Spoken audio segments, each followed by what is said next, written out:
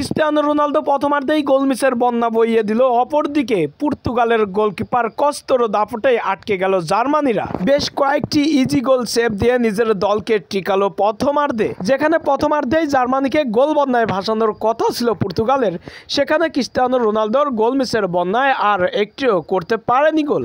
অপরদিকে জার্মানিরা দুর্দান্ত আধিপত্য করলেও কষ্ট গোলকিপারের কাছে আটকা পড়েছেন তারা।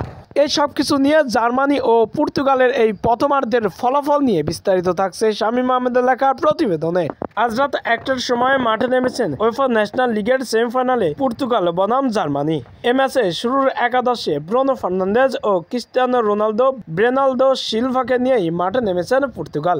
অন্যদিকে দলে নেই ট্রনিকুস, মাঠে নামায়নি মুসিয়ালা। সবকিছু মিলে জার্মানিও মাঠে নেমেছেন অনেক ভয়ঙ্কর একাদশ নিয়ে। এই সবকিছু নিয়ে প্রথম থেকে গোলের দেখা পেতে মরিয়া আক্রমণ করতে থাকেন পর্তুগালরা। গোলের দেখা পেতে প্রতিনিয়তই আক্রমণের ছুরি ঘুরাতে থাকেন প্রতিপক্ষের ডিফেন্স লাইনে। অপরদিকে জার্মানিরাও পাল্টা আক্রমণ করতে থাকেন, কিন্তু গোলের দেখা পেতে মরিয়া হয়ে পড়লেও বেশ কয়েকটি গোলবারের শট নিলেও প্রত্যেকটা বারই গোলকিপারের কাছে আটকা পড়েছেন তাদের শটগুলো। অন্য আগের ম্যাচগুলোর মতোই এ ম্যাচেও শক্তিমত্তাতে এগিয়েই থাকবেন জার্মানিরা। ম্যাচের শুরুর দিকে যদিও দুর্দান্ত আধিপত্য করতেছিলেন পর্তুগিজরা, কিন্তু শেষ মুহূর্তে গিয়ে বেশ কয়েকটি শটের মধ্যে একটিও রাখতে পারেননি টার্গেটে। অপরদিকে 7টি শট নিয়েছেন জার্মানিরা। দুর্দান্ত দাপট দেখাচ্ছেন, শেষ পর্যন্ত খেলেছেন অনেক ভালো।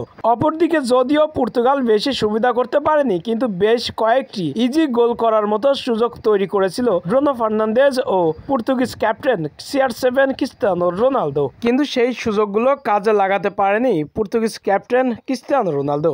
শেষ পর্যন্ত গোল মিসের জোয়ারে ভাসলেন রোনালদো ও ব্রুনো ফার্নান্দেজরা। শেষ পর্যন্ত জার্মানি ও পর্তুগালের এই প্রথমার্ধের মহারণ শেষ হলো গোলশূন্য ড্র দিয়ে।